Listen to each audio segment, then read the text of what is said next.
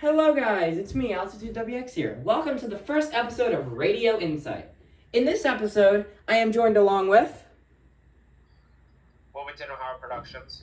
And today, I felt like it was only right that I review a radio that I actually got from him. Now, this is basically going to count as a review of both of my 521s, because they're literally the same radio, except for this one being modded. But they both have the exact same setup and all that. Everything's the same, except for this one has an orange backlight and different colored lights. Yeah, my other one's also a B model, which isn't really that much different, except those just don't die. So maybe I'll do a separate review. But yeah, let's get started. So I feel like the first thing that you're probably noticing here is how the backlight is orange.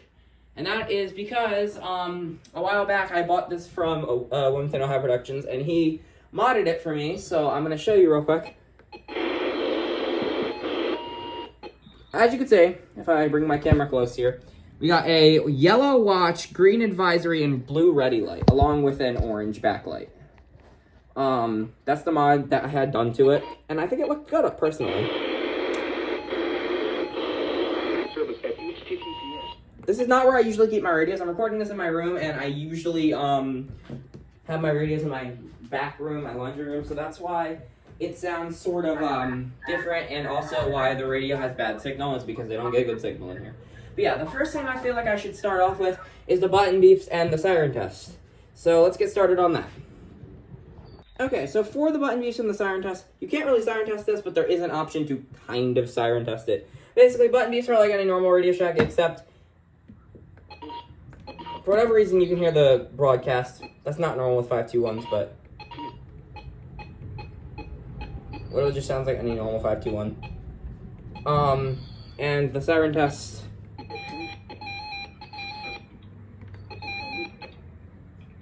Is it really?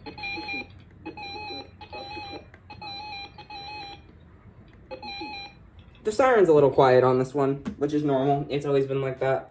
But yeah, that's what the button beeps and siren test sound like. And basically, it sounds the siren for every alert that you have enabled.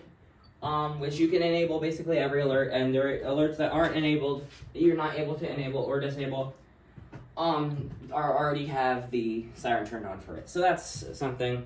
And another thing you might notice about if you have a RadioShack that looks similar to this one, except this part is silver, that's the RadioShack 12-262. And one key difference that you'll be able to tell is, number one, the speaker grill is black, and number two, you have these buttons, the select and the volume buttons right there. That's what makes it different from the 262.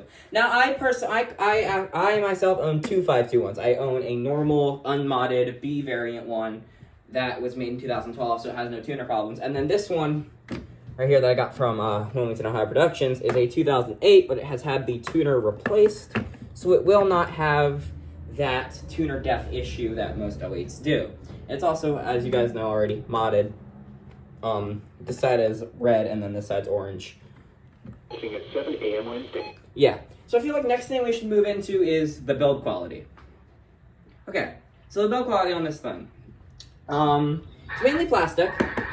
You've obviously got your metal antenna, which is unfortunately a little bit bent. I don't know.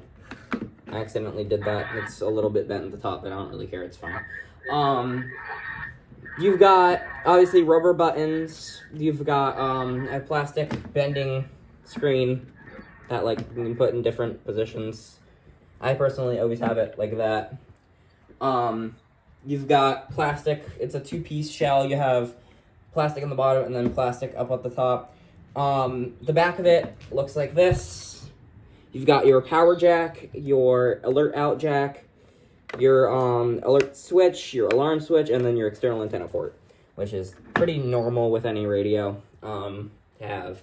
But yeah, that is about all I can really say about the build quality. It's built pretty well. Sure, if you drop it pretty hard, it's definitely going to crack and break, but it's not that bad. I feel like it has pretty decent build quality. So the next thing we're going to move into would be the menu and the setup and all of those options. So yeah. All right, the menu. To get into the menu from your little home screen, I guess you press the menu button. It brings you to the menu. first option you have a select channel. So to select your channel, you just press the select button, In some road closures. and then you just pick whatever channel 63. you want it on. My main is channel 4, so I just leave it on channel 4. Next, to scroll through the menu, you would think you press up and down. No, it's the left and right buttons. So next up is alert mode. The alert mode, the thing with the alert mode is, you just press the select button, and you can either have it on voice or tone. I keep it on voice, because I hate having to shut all my radios off. The alert reminder, basically this is, in case, if you wanted to have it on, so like, I'll remind you if there's an alert that you missed and didn't attend to the radio, you can have it on, and to turn that on, you just press the up button, and then to turn it off, you can press the up button or the down button, it doesn't matter. Now, for the next option, you have signal reminder, same thing with that, except it will remind you when it has bad signal, and I'm actually going to turn that on, because I like having that reminder. Same code. This basically, you click select, and you can set up your same code. You could just, now with this one, you don't actually have to type in your same code, you just find your state. So I live in New Jersey, so we're just going to use my state, for example. We're going to go to New Jersey here, and I probably should have went the other way, because New Jersey's closer going the other way. So there's New Jersey, you click select, and then you pick your county. So I live in Cumberland County. Yeah, I know, I'm a fraud. I don't actually live in Salem County, but I just put my name as that because it sounds better than Cumberland County WX, which I'm not even Salem County WX anymore, so that's fine. Go through my counties here, and until we find the county that I live in. There's my Salem County, my neighboring county, and then we keep scrolling until we find my county. There it is. So you click select, and just like that, you have your county set up, and now, you can set up more counties if you want to. Obviously, I don't have this on counties set up. I just have it on all because I like getting alerts for every county. And yeah, that's how you set up your same code. Press the next button, click the over button, and you get set alerts. Now, this is the alert blocking, which we're actually going to get to in a separate section of the video. But yeah, we'll scroll past that for now. Next, you have your language set. You can basically set it to English or Spanish, pretty much. Here is the regional weather forecast. I thought they might have been doing their ID. And yeah, you basically start over, and then obviously you have your alert volume settings. You can set your alert volume. And then your backlight, which I have on. I've set to on, but if I set to off, it turns the backlight off, which I don't. That looks strange. I'm so used to it just being on that kind of looks strange. I don't know. And then you put to on or auto, which it'll turn off after 5 seconds. So let me just show that real quick. Wait for it to turn off. Just give it a minute. It might take, yeah, there you go, it's off. Or you can have it on, which is what I leave it on. Since it's modded, it looks good. I leave it on. And yeah, that is the menu. So next up is going to be the alert blocking. So basically, to get into the alert blocking, like I just showed you in the previous section, you had the menu, and then you would scroll over to the alert blocking function. So it says set alerts, and then you would just click enter here, and you got administrative message, and you just basically scroll through these until you find the alert until you find the alert you want to turn on. So let's just say, for example, let's just say child abduction emergency was off, right? So to turn it on, you would press select, and then go to push your arrow down or up to go to on, and then click select. And there you go. And now you can keep scrolling until you find whatever alert you want. If you want to turn on any more, there you go. And a lot of people, when you first get the radio, it will usually have required weekly test off. So like, per se, required weekly test off, you just click select and then on, and there you go. So yeah, that is the alert blocking function. And the next thing I'm going to get into is the signal. Now, the signal on this radio is not going to be too good in this room because this room sucks with signal. But if I take it to the radio room, which we're going to do next, the signal will be a lot better. So yeah, let's do that.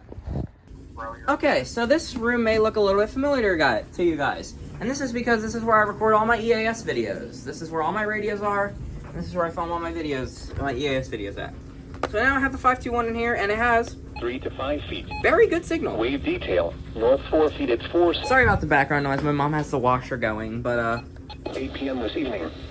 Impacts. At this level, flooding begins on the most got vulnerable roads KHB in 38. coastal Southwinds 5 to 10 knots. That's WNG 704, which comes in alright, I guess. I don't get WXM 60. KIH, perfectly Northwinds clear. 10 to 15 knots. Southwinds 10 to 15 knots. WXK comes in, I guess, okay. No channel 6, and then you could probably get WXJ if I tried hard enough.